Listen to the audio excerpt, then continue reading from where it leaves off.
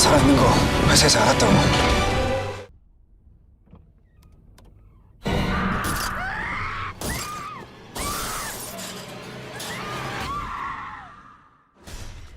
दोस्तों, Korean cinema का एक अलग ही लेवल है। कभी रिवेंज की कहानी जो आपको हिला दे, कभी एक डिजास्टर जो इंसानियत का असली चेहरा दिखाए, कभी एक सीरियल किलर जिसे देख रातों की नींद उड़ जाए, और कभी एक सिंपल चेज सीन जिसे देख आपके दिल की धड़कन बढ़ा दे। आज हम बात करने वाले हैं कुछ ऐसे ही कोरियन मूवीज़ की जो आपको शुरू से लेकर अंत तक सीट से चिपका के रखेंगी और शायद आपके दिमाग में एक नया सवाल छोड़ जाएं कि आखिर इंसानियत की हद कहाँ तक है।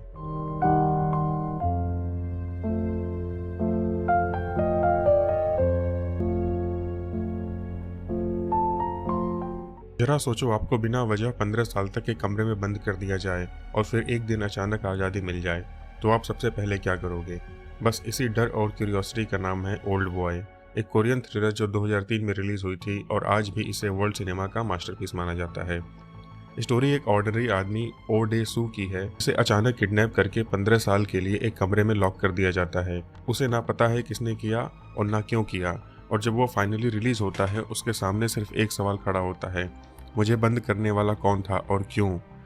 ये एक रिवेंज थ्रिलर है जो अपनी अनप्रेडिक्टेबिलिटी के लिए मशहूर है। हर 15-20 मिनट में ट्विस्ट आता है जो आपको शॉक कर देता है। कहानी एकदम यूनिक और ग्रिपिंग है। इस फिल्म में एक दो सीन्स तो इतने आइकॉनिक बन चुके हैं, जैसे कॉरिडोर फाइट सीन एक सिंगल टेक में फिल्माया गया है, जो आज भी वर्ल्ड सिनेमा में रेफरेंस के तौर पर लिया जाता है। बैकग्राउंड स्कोर डार्क है और हॉन्टिंग है, जो कहानी को और इंटेंस बनाता है। मूवी के स्ट्रेंथ की बात करें तो अनप्रेडिक्टेबल ट्विस्ट जो आपको शॉक कर देते हैं, ब्रिलियंट एक्टिंग बाय चोई मिन सिक, डायरेक्टर और सिनेमाटोग्राफी वर्ल्ड क्लास लेवल के हैं। वीकनेस की बात करें, कुछ लोगों को फिल्म का वॉयलेंस डिस्टर्बिंग लग सकता है। सेकंड हाफ में पेस थोड़ा स्लो लगता है, लेकिन वो भी बिल्डअप के लिए ज़रूरी है। मुझे पर्सनली ये फिल्म एक रोलर कोस्टर लगी। एक तरफ आपको लगता है कि आप समझ गए हैं कहानी, और दूसरी तरफ फिल्म आपको सारे असम्पशंस तोड़ देती है। अगर आपको डार्क थ्रिलर्स, रिवेंज ड्रामास और अनप्रेडिक्टेबल स्टोरी टेलिंग पसंद है तो ओल्ड बॉय आपके लिए परफेक्ट है, लेकिन अगर आपको डिस्टर्बिंग या वायलेंट कंटेंट से प्रॉब्लम है तो शायद ये फिल्म आपके लिए हैवी हो जाएगी। ओवरऑल मैं ओल्ड बॉय को 4.5 आउट ऑफ 5 दूंगा। ये एक मास्टरपीस है जो सिर्फ एक थ्रिलर नहीं बल्कि एक इमोशनल जर्नी है जो आपको अंदर तक हिला देती है।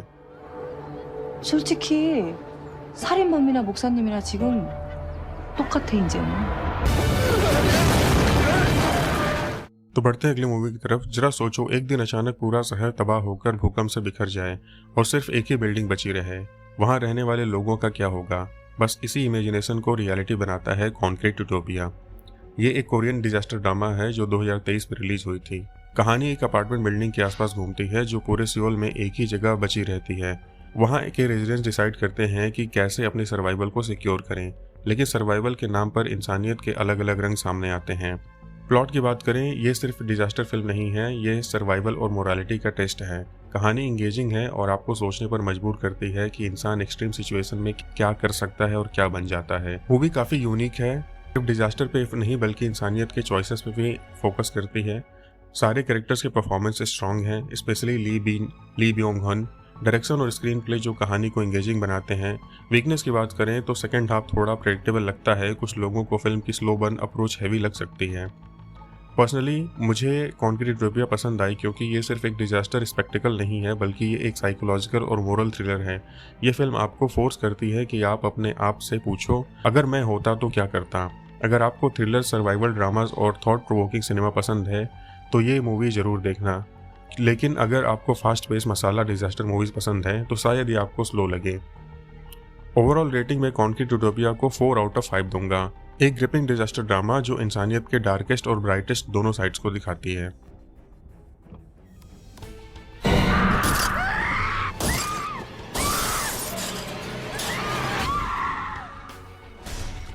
तो दोस्तों, बढ़ते हैं अगली मूवी की तरफ। जरा इमेजिन करो, एक सीरियल किलर जो इंसानियत की हद पार कर जाता है और एक सीक्रेट एजेंट जो उसे रोकने के लिए अपनी इंसानियत खुद खतरे में डाल देता है।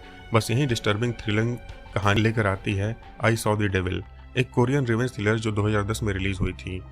स्टोरी एक NIS एजेंट किम सो ह्यून के पास घूमती है, जिसको फियांसे को एक सीरियल किलर ब्रूटल तरीके से मार देता है। उसके बाद शुरू होता है एक रिवेंज का डेंजरस खेल।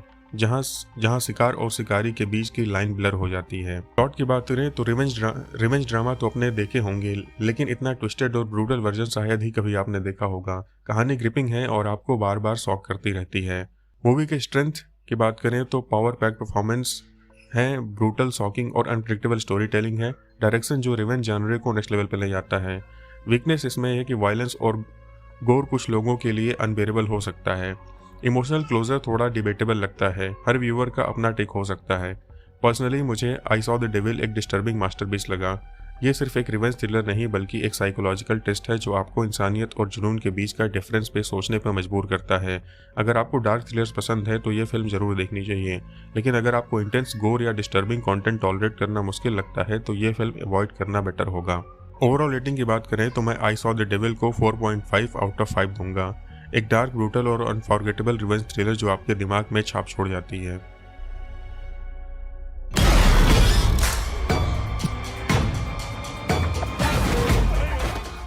बढ़ते हैं अगले मूवी की तरफ।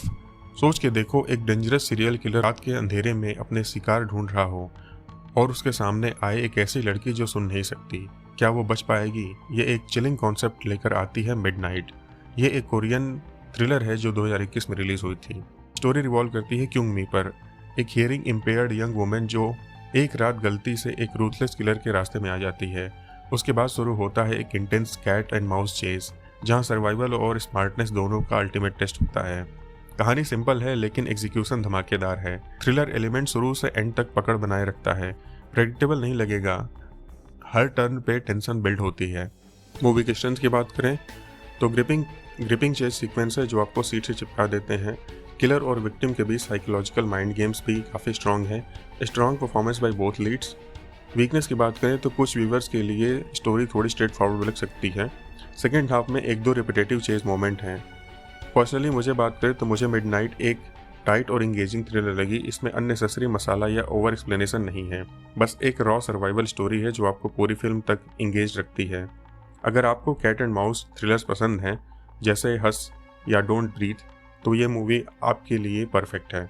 ओवरऑल मैं मिडनाइट को 4 आउट ऑफ 5 दूंगा। एक शार्प टेंशन फिल्ड थ्रिलर जो आपको एक ही रात में edge of the seat experience दे देती है।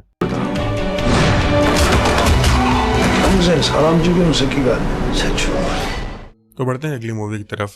एक ऐसी कंपनी जहां आपको प्रमोशन और पर्क्स मिलते हैं लेकिन उसके साथ ही डेडली कंडीशन भी होती है, अपने ही कोलिग्स का खून करना। यही चिलिंग कहानी है द कंपनी मैन, एक कोरियन एक्शन थ्रिलर जो 2012 में रिलीज हुई थी। स्टोरी रिवॉल्व करती है जी ह्योंग दो पर। यह एक हाई लेवल एम्प्लॉय है एक कंपनी में, पर यह कंपनी कोई नॉर्मल बिजनेस फर्म नहीं है। यह एक कॉन्ट्रैक्ट क्लियर्स की गैंग है जो कॉर्पोरेट सेटअप करके पर्दे के पीछे काम करती है। जब ह्योंग दो अपनी लाइफ चेंज करना चाहता है तो उसके सामने एक डेंजरस चॉइस आ जाती है, लॉयल्टी या फ्रीडम। स्टोरी और प्लॉट की बात करें, ये एक इंटरेस्टिंग ब्लेंड है कॉर्पोरेट वर्ल्ड और असासिन थ्रिलर का। प्लॉट इंगेजिंग है लेकिन थोड़ा फेमिलियर लगता है। अगर आपने हॉलीवुड या जापानीज हिटमैन्स फिल्म देखी हैं, फिर भी कोरियन टच इसे फ्रेश बना देता है। कुछ स्ट्रेंथ की बात कर लेते हैं। Unique mix of assassin thriller and corporate drama है इसमें। सोजी सबका पावरफुल परफॉर्मेंस है। मुझे पर्सनली द कंपनी मैन एक स्टाइलिश और एंगेजिंग थ्रिलर लगी। इसका सबसे बड़ा चार्म यह है कि ये एक असासिन वर्ल्ड को कॉर्पोरेट एंगल के साथ दिखाती है जो एकदम रिफ्रेशिंग लगता है। अगर आपको एक्शन थ्रिलर्स पसंद है जिसमें थोड़ा ड्रामा और सोशल कमेंट्री हो तो ये फिल्म ज़रूर पसंद आएगी, लेकिन अगर आपको कुछ अनप्रेडिक्टेबल या फास्ट पेस चाहते हो तो शायद ये फिल्म थोड़ा फेमिलियर लगे। ओवरऑल मैं द कंपनी मैन को दूंगा 3.5 out of 5। Stylish action, solid performance, लेकिन कहानी में थोड़ा डेजा वो फील होता है।